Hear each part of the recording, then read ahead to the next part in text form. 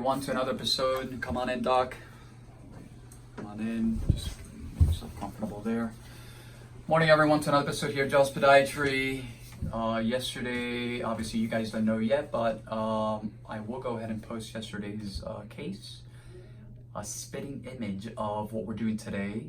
And you know, when we talk about heel pain, and you'll hear it also in the other on the other video. I'll post the other one first, so then I don't have to repeat myself today. But heel pain is very, very common. And when we talk about heel pain, it's not just you know, plantar fasciitis, heel spur syndrome type pain. Heel pain can be posterior heel pain. And you know, the two most commonly clinical presentations that we see in respect to heel pain is plantar fasciitis and Achilles tendonitis. Achilles tendonitis or Achilles tendinosis, or what we call Haglund's syndrome. That's something that I spoke a little bit on the other video, and you guys will see that as well. This young gentleman presented to our office recently with pain for 2 months. He did see another individual for care, and you know, he was looking for something a little bit with more oomph. He came here to see us at Doctors of Podiatry, and we recommended a percutaneous microtenotomy, a deep dry needling with PRP to try to maximize his improvement and minimize any long-term complications, such as maybe some what we call intra-substance tears, right? Inside the tendon. Sometimes you can get these little micro tears of the tendon. And after that, then we're talking, you know, as time goes by and it doesn't get any better, you can get these partial tears, real partial tears of the Achilles tendon. And then if not treated correctly, then you can really get into warm waters, right? So without further ado, let's proceed. This is the Achilles coming down, made up of two muscles, the gastrocnemius and the soleus. Come down here. There's a junction, if anyone is wondering. Pull back a little bit. Kevin Durant recently, for all the basketball players out there, or any NBA fans, he has recently sustained an Achilles tendon rupture, and it was in this area in what we call the junction, and he underwent surgery to fix it here, right? That'll cost him $250 million. But aside from that, the Achilles tendon comes down to here, and then this is the heel bone, the calcaneus. It inserts, it attaches in a fan-like, that's why I drew it like that, in a fan-like shape, fashion like this. And today we're gonna do, usually we stay in this area, but the patient was telling me that he's got a little bit of discomfort here, so we're gonna go ahead and also tenotomize that area. He may feel a little bit of discomfort. We already tested anesthesia, and like I've always said, again, you know, he may feel a little. And I kind of just wiggle it like that sometimes, just to, I guess it's either, you know, and you can, sometimes people can hear it, they can feel it. Let's see here. Sorry about that, bud. How you doing up there? I'm fine.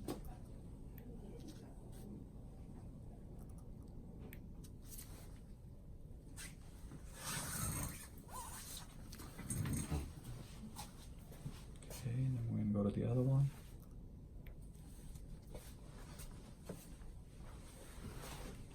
Okay.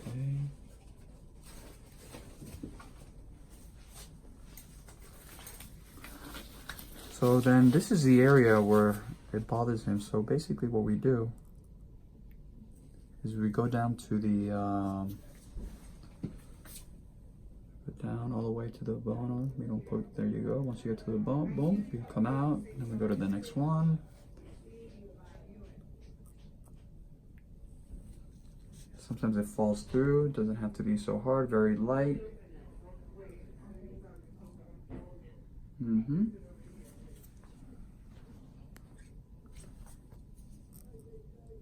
Good, then we go to the next one. How you doing up there, bud? And then I'm gonna go ahead and just this is the area where it hurts him the most. Like right here, you can actually feel the celery, right? And then we're done here. So Now we're going to go ahead and come in with the liquid gold, so to speak, right? So we were able to isolate 3.3 cc's of plasma, about 30 cc, 20, yeah, it was like 24 cc's of blood. Okay, so what I'd like to do is, okay, bud, remember what I told you before? You may feel pressure, discomfort. If you do feel discomfort, just let me know and it'll stop. It's a dull, achy pain. It'll throb if you do feel it, and then it'll linger for about 5 to 7 minutes, okay? So what we'll do is we'll focus first on this area, okay? And I pre-bend the needle like that. And here we go all the way in. That's why I pre-bend the needle. And then slowly, on the way out, we infiltrate. Here we go. How you doing up there? All right. Good. Does he feel mainly pressure? He may, yeah, some people do, some people don't. It's all about just getting a really, really great block. That's the key, the block. Because there are nerves that are coming from the anterior, right? So you're anterior to the tendon, close to the calcaneus. Yeah, let's go this way now. You may feel, so I know I'm like here. Mm-hmm. Right, so here we go. You're doing great. Let's see if we can go all the way down there. Yeah, you can see it blanching already Yeah. there. I know that area here. We stop here. We don't want to use it all there. And let's go over here.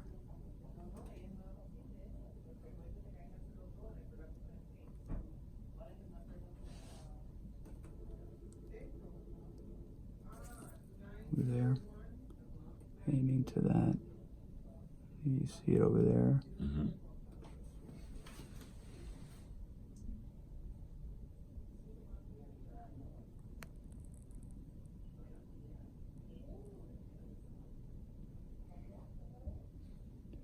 What I'll finally do is I know that his discomfort is all of this here, right there. You don't want any of that plasma leaving the area.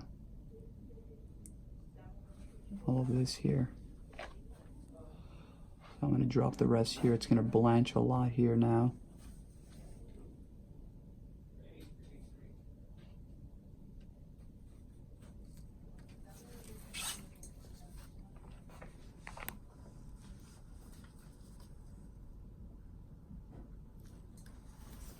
Nice. And we're all done. So other than non-weight bearing, the camel walker. right, The so other course. the procedure's done. We have finished. As everyone can see here, now it's these little spotty areas that are white. That's where we delivered a little bit more of the PRP. Okay. So the purpose of let's just refresh everyone's memory. The purpose of the needling is to create more trauma. And if anyone is wondering, well, Dr. Wagner, why would you create more trauma, more inflammation? I mean, it's already inflamed, so why would you want to do that? And, again, just like I was explaining to the patient, we want more, we want to trick the brain into believing there's a new injury, okay? How do we accomplish that? Exactly what we did today. So right now, we know that the brain is going to be probably thinking, wait a second, there was nothing, everything was fine, and now it's not. So what happened down in the heel? The brain, body, there's going to be just a bomb rush of just blood to the area. Tendons, ligaments are very avascular. They have very little blood supply. So there's going to be an inflow of blood. That's what we want, right? The anti-inflammatory cascade. We also want important cells that are in the blood. But in addition to that, we also went and isolated the plasma and then we deliver the plasma, the PRP, which contains the platelets, which contains the growth factors and all these important proteins, just to keep it simple. And we infiltrated the affected area here. Will help regenerate the affected Achilles in this particular case, and also reduce inflammation. This is the easy part. We call it the 90-10. 10% of what we do is today, and 90%, just to answer your question, is what he's going to do after. So, patient selection is key. We don't do these procedures on patients that we know that they're not going to be compliant, because the treatment is only as compliant as the patient is. Compliance is very important. He already has his Rolls Royce outside right here. He's got the knee rolling walker and also the cam walker, to answer your question. He's going to be immobilized for the first week, 1 week non-weight bearing using the knee rolling walker. I always recommend that if you can pull off of week 2, same thing, that would be great. And then week 3, no Rolls Royce, only the cam walker, the boot, and then eventual physical therapy. And if anyone is wondering, well, what about a second injection? If we can achieve a 60-70% improvement, and then it's kind of like this, patient is feeling better, and then we plateau maybe 2-3 months down the line, some patients will say, hey, do you mind, maybe we should do a second injection? I have no objections. I hope this has been an interesting case for everyone. Thank you for having other individuals in the room wanting to learn. Like always, www.jawspodiatry.com, Instagram, Dr. Tojam, Jaws Podiatry on Facebook, and our YouTube channel, Jaws Healthcare. For all the viewers out there that have not taken a look at our Facebook page, I highly recommend that you do. I've said it before, there are things that we don't post on Facebook that we do on YouTube, and YouTube that are on Facebook, and I think that you'll enjoy. It's a more interactive experience. Just type in Jaws Podiatry, it'll come up. Just give us a like and you'll see what we do here. Thank you for watching.